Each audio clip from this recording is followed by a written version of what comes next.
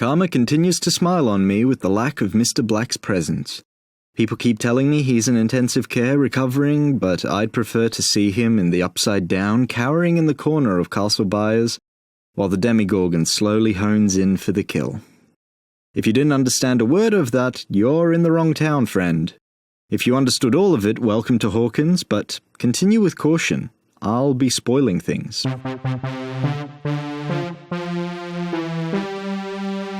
Now, as fun as that opening was, I did check in on Mr. Black, and he's fine. Mostly machine right now, kidneys, lungs, heart, and I did accidentally manage to turn them all off, but only for a moment.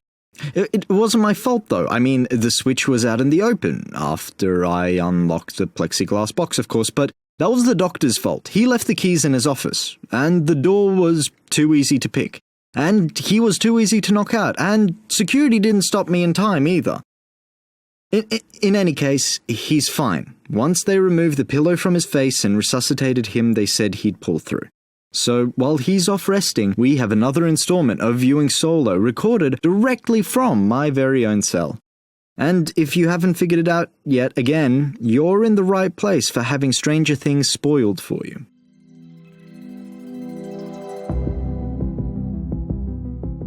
Now, unlike any previous episode, this is tricky because there is so much good stuff to talk about, and the agony lies in where to begin. Probably the most important conditions for me were how the environment stabilized the story and the craft of executing story progression in a layered and controlled manner such as this TV show. Let's begin with the context, because Stranger Things' plot could have very quickly gone off the rails with ridiculousness and camp. Nerdy children, incompetent cops, monsters on the loose, a girl with ESP, and a government agency trying to cover it all up. Those elements alone are enough to cause writers headaches to balance out. Then they up the ante with incompetent fathers, bullies, hysterical mothers, high school romances, and more.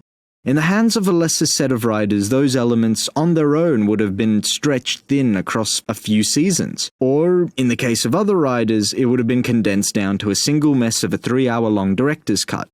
Fortunately, the activity and the collateral of the main story was heavily weighed down by the reality of the world around it.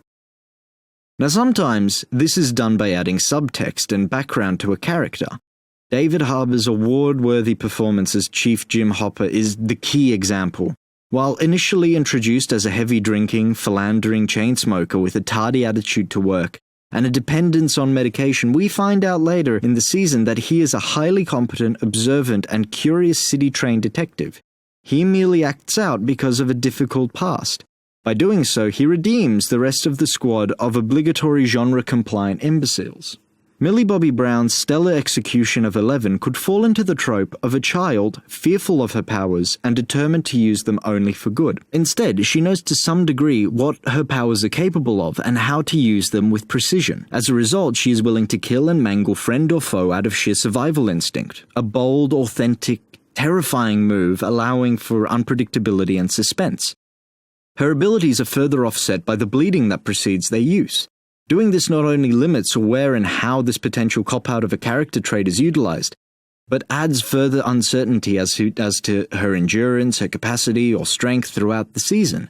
And sure, by the end of the season, they choose to safely throw away any sense of reality by revealing she has no such limitations, but it is abundantly clear that everyone involved in the project was a lover of this genre and this era. And as such, they were determined to add nuance and gravitas to a modern rendition. The examples continue with the Wheeler family themselves, an incompetent, rage-inducing father offset by a mother in a hapless marriage attempting to make the most of her situation by caring deeply for her children. Underutilized in this strategy was Catherine Dyer's Connie Fraser, the female agent often leading the investigations and shooting random diner owners in the face. The few times she appeared were the few times I felt the government organization was a genuine threat. Beyond that, the hazmat suits, the black vans, and the undercover electricians took it back to a zone of camp and conspiracy. Outside of the character contextualizations, the wider community reacts in ways that would be recognized in the real world. At least early in the season, there is despair shown by citizens. There are rumors circulating that inform the audience of what the perceptions are of certain characters. This highlights when they behave out of character, and most impressively of all, having random citizens fill in plot holes to one another in a natural and familiar way was a masterstroke. The key example of this is one such informed townswoman spreading the knowledge of Hopper's past to an awkwardly charming science teacher, Scott Clark, played by Randall P. Havens. Your daughter, what grade is she? Maybe I'll get her in my class. No, she lives with her mom in the city. Thanks for coming out, Teach. We really appreciate it. She died a few years back. Sorry? His kid. Even the dirty looks exchanged as the romantic, social, and school portions of the story progress are detailed environmental moments. All of this feeds the audience a full spectrum of what an individual character is going through, leaving the viewer to interpret hesitations, pauses, glances, or withheld information based on the wider pool of context. All of this is highlighted particularly well by a single character which I will dive into detail about shortly, after outlining the second feature that astonished me with Stranger Things. A vast majority of the balancing act for character, context, environmental context, and having the story both progress and be enhanced by them are achieved through some of the best use of dramatic irony I've seen in a long time. Though a common literary technique, it is generally poorly executed. The entire writing team behind Stranger Things, however, managed to culminate conflict, anxiety, and a distinct division of the plot almost entirely through dramatic irony. In the simplest form, dramatic irony places the audience in a situation of knowing more about the goings-on of the wider plot than a subset of characters. Most often it is utilized to build suspense. Knowing that characters are entering a trap, knowing the identity of the killer before an investigator, knowing the cake is a lie but waiting for your friend to discover the truth for themselves. Naturally, like many literary techniques, it is most interesting when utilized outside its original execution or purpose. Here, for example, while developing said apprehension, it also places you in a deeply empathetic position with a specific character at a specific moment in time, all based on how the writer wants you to feel. Winona Ryder as Joyce Byers carries a brunt of this technique, with her anxiety at the loss of her son, but also her pursuit of light and electricity as a means of communicating with him. We as the audience have been made privy to the connection from the very beginning when both the scientist and Will Byers, portrayed brilliantly by Noah Schnapp, are taken. We are encouraged to see her following the right tracks. That being said, it is abundantly clear how it would appear seeing this from the outside in. Even Joyce admits how ludicrous the situation appears. I know what you're saying, Hop. I swear to you, I know what I saw, and I'm not crazy. I'm not saying that you're crazy. No, you are, and I understand, but God, I need you to believe me. Please. Please.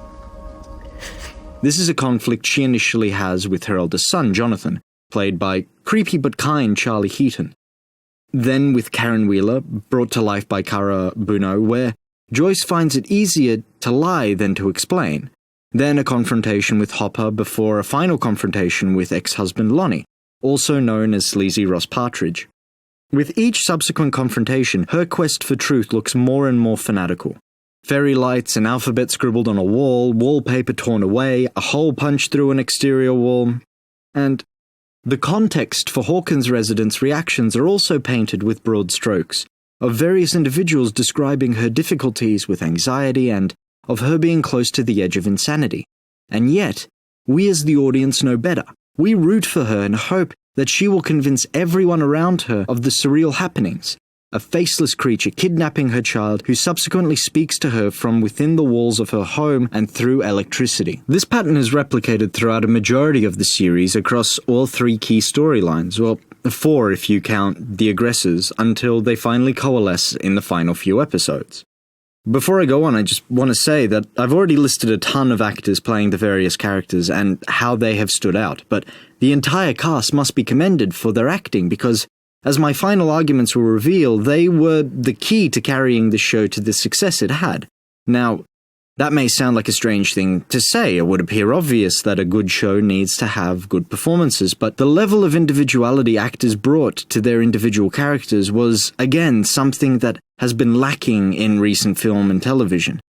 I will dive into characterization more later, but for now know that if I fail to describe how good a performance of a specific actor was, it's because I need to get cracking with the remainder of this analysis, though the remaining highlights predominantly revolve around the children in particular.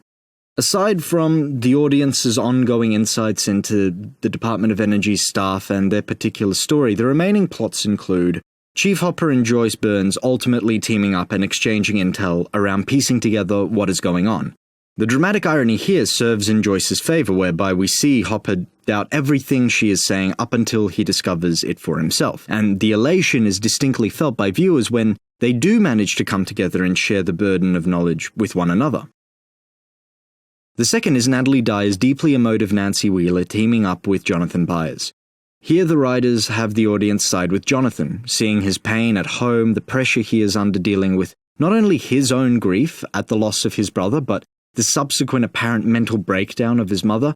Knowing all this and seeing that he was legitimately looking for answers before pointing his camera where he had no business pointing it, we feel the sadness he does when he is misunderstood by Nancy's boyfriend Steve Harrington, played by Joe Keery, or an incredibly young Fonzie if you buy into the whole Steve Harrington fathering Jean-Ralphio Saperstein wave that is traveling through the Stranger Things community. I mean, you do know that we see Jean-Ralphio's dad in Parks and Rec, right?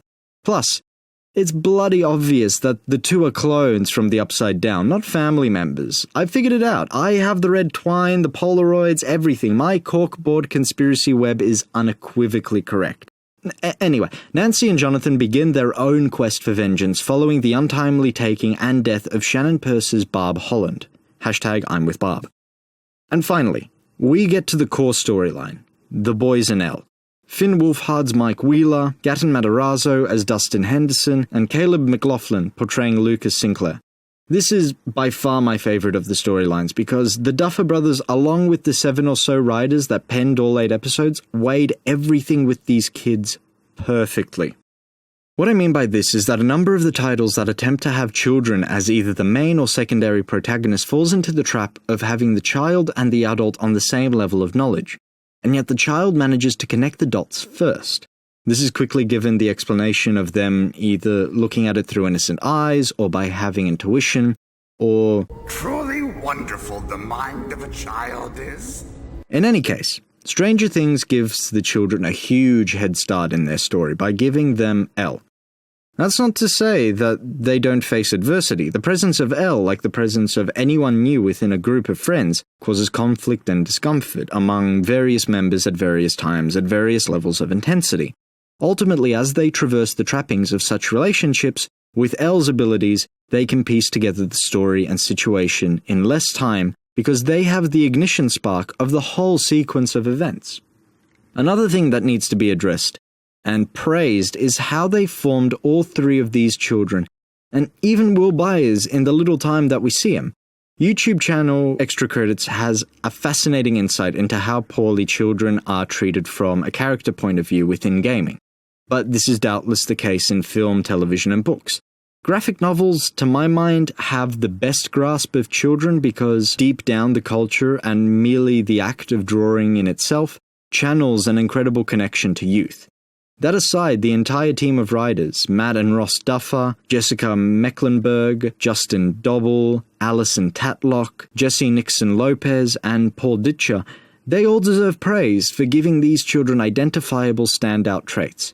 Lucas is the constantly skeptical, questioning searcher of proof and understanding. Dustin is the reactive ball of energy that accepts and makes the most of anything. Mike is arguably the most determined and desperate to hold out hope. Elle is highly emotive and in need of friendship, affection, and delicate attention, while Will, in the little that we see or hear about him, is the moral, honest center of the group, probably in need of the most protection. All this is done without sacrificing the gullibility and faith of children, willing to go along with peer pressure sight unseen, and, much like how Extra Credits describes these characters, children are just adults with less experience, and that's how Stranger Things has treated them. The same goes for Nancy, Jonathan, and Steve in particular to me, because I believe his to be the most three-dimensional performance out of sheer emotional and expressive detail. Even the adults have unique voices that can quickly be identified as either Hopper, Joyce, Karen, Even the two dickhead dads, Lonnie and the walking, talking embodiment of a comatose vegetable Ted Wheeler. Thank you, Joe Crest, for copping that one on the chin. Sorry, dads. Much like Star Wars, you get a bum rap in this franchise. The only decent father has to watch his daughter die, so I guess yay for good parenting?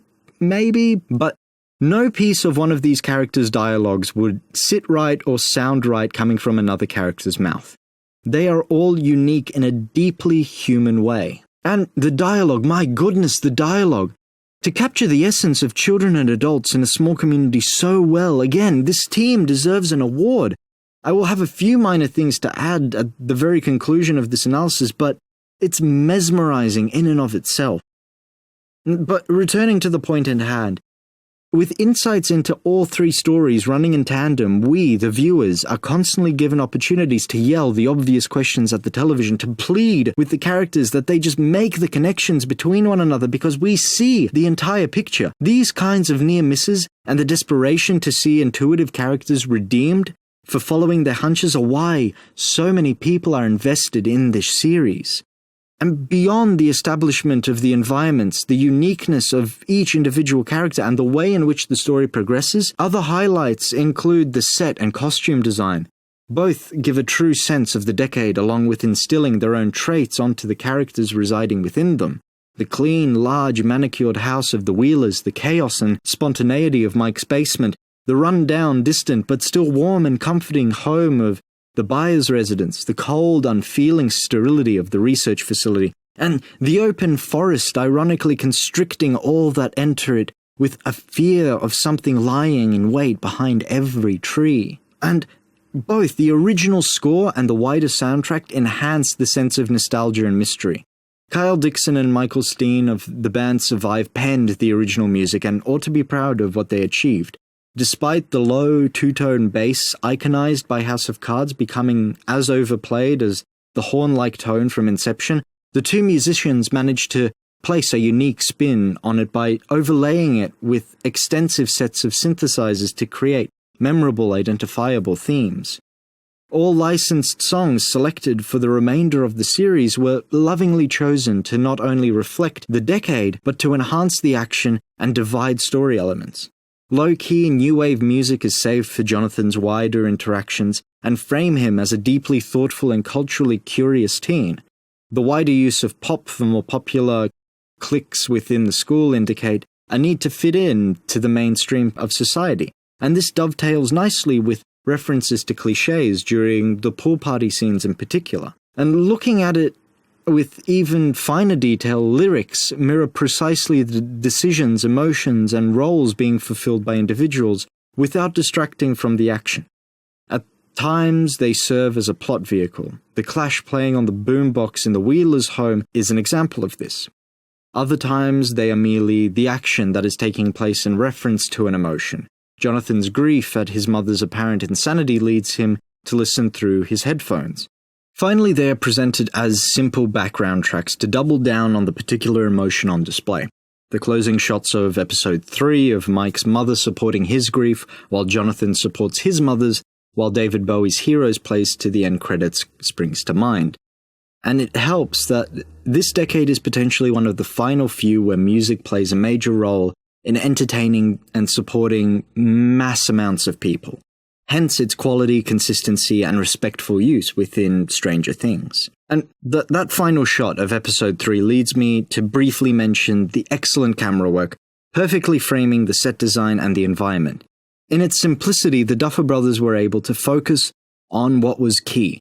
By never showing off, they keep the audience well immersed in what is happening, and every shooting decision is made to feed the audience more information. The same is said of the sound design. The Demigorgon should be highlighted as a standout for being a menacing combination of terrestrial horror with undertones and backgrounds that feel otherworldly. Is it dead?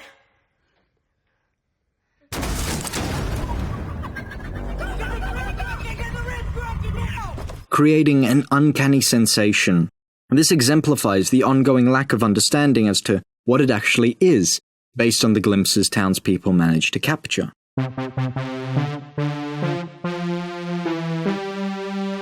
Now, I did mention earlier that my focus on characterization and individual development was a key to my enjoyment, and that is because nothing about the show is original. Every article or story you read about it rattles off lists of inspirations: Lucas, Spielberg, Carpenter, Hughes, King, Zemeckis. Even the music has similar lists of inspirations about them. Many have kindly described them as homages to these artists, but there is a lot more done here than merely acknowledging those who walk through the valley of 80s supernatural horror mystery genres in the past. Sure, Easter eggs can be fun, but we step into a different realm when every plot element is lifted from somewhere else. The Dungeons & Dragons with sausages and pepperoni pizza opening of our young'uns is identical to E.T. Their interactions between one another has a strong resemblance to that of Goonies, while their need to deal with surreal supernatural elements alone out of fear that they will not be believed comes from Nightmare on Elm Street. Communicating with otherworldly creatures is directly from Strange Encounters of a Third Kind, as is the fear and trepidation of loved ones dealing with the person attempting to engage in said communication. In Stranger Things, it's Joyce. In Stranger Encounters, it's Roy. Heck, throw in a little Shining where Joyce believes herself insane when merely reacting to supernatural elements, and you have a complete character package. The high school social life and drama directly mirrors the stylings of John Hughes in films such as 16 Candles or The Breakfast Club, while also lifting elements from Stand By Me for the boys' character arcs. Hopper is clearly the lead from Jaws, as is the creature's attraction to blood. The Demogorgon itself appears to be an amalgamation of Alien and Predator, with teleportation elements directly from Nightmare on Elm Street again, and this is further supported by elements from Poltergeist with portals forming in the walls. 11, though being a facsimile of Japanese manga anime import Elfen Lied, shares strong connotations to both E.T. and Clarence from Firestarter, in the way that she is displayed and how she behaves. And her identification of Will as the victim is lifted directly from Witness, and additional scenes such as the disguise and the flipping of the van utilize either story elements or camera techniques again from E.T. Is this a bad thing in and of itself? I'd have to say no. Stranger Things displays that quality is really the sum of all the show's parts. Cinematography, dialogue, soundtrack, sound effects, set design, costume, performances, development, progression. So while the plot itself is unoriginal, it is inspired by great material, and all of the other elements help it shine to form compelling character studies that have the potential of being used as case studies of quality for years to come. Where this lack of originality will be a detriment to the series is its longevity. I don't think Stranger Things will have the same cache as other series have in a decade's time. And that's because it's borrowed so much of its material from sources that have already lasted several more decades. I have a strong belief that most will want to go directly to the source rather than to watch Stranger Things again. All things considered, though, Stranger Things serves as a wonderful program to show children. Granted, as a parent, you'd want to vet the maturity and anti-scare factors of your selected offspring before unleashing the full terror of this program upon them, but for the most part, the program carries a good message for anyone between the ages of, say, 8 and 16. For one thing, they would never see the season as one giant collage of old recycled materials, but that isn't my primary reason for saying this.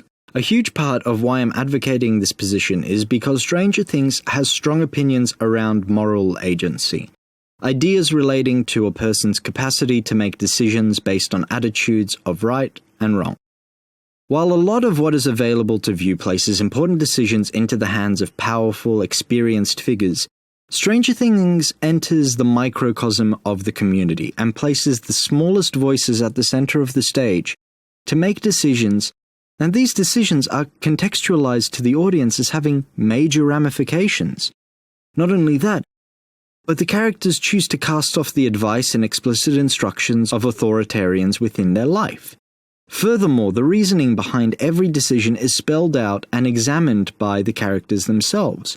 Lucas serves as a key voice of reason among the boys, as do all who speak to Joyce, and even Nancy for both Jonathan and Steve is a voice of reason and inspiration. I may be giving in to the bias of nostalgic preference, but despite seeing a lot of what has improved in the 21st century, a part of me pines for the youth that grew up in a freer time, where curfews were relaxed and children were allowed to make day-to-day decisions for themselves, where they ride to, where they spend the night, where they can enter and loiter, and now communities feel far more constricted in the real world. Children are confined to the walls and backyards of their houses out of their family spheres. The internet and digital entertainment is a convenient point of recreation for both parents and offspring. Even friendships feel far less intimate than what we see on screen. Now, without agency given a tether, such as reality, where consequences can play out and individuals can learn where the boundaries of their actions lie, we have a divided world. This is because without agency constantly pushing those boundaries in visible ways, we allow institutionalization to take hold, a place where things never change and ignorance grows. So to expose children to an alternative only seems beneficial to myself. Fortunately, it's not as if the kids need to watch this alone. Being drenched in the nostalgia that it is, parents can sit down and appreciate the experience. The story and its characters are universal enough and well executed that young adults can also find enjoyment out of this additional title in their Netflix queue. More appropriately, Stranger Things itself references the good of adult content for children. On 2 occasions, R-rated content is offered up as a reward to children, as long as they don't feel too scared to see it. On the flip side, the series sets an interesting example for how to watch these kinds of programs with children or the frightened. When Scott Clark is watching The Thing with his girlfriend, rather than gawking at the gore, he is fascinated by how the effect was achieved. He was appreciating the craftsmanship. This is a good example where, by breaking the illusion down to moving parts with a child and talking about the techniques and the craft, it allows for a deeper appreciation of the medium and for the experience of watching. So, where does Stranger Things sit on my solo scale of between Bear Trap and Burn It to evangelize the boy who came back to life? Well, I'd say order a sausage and pepperoni pizza with friends or family, sit down and stream it. Or watch it alone in your basement, but recommend it to anyone you can. It's worth a few watches. There are plenty of small plot points and visual jokes to make a few runs worth your time, and other than that, just let the warmth that is 1980s Hawkins, Illinois wash over you.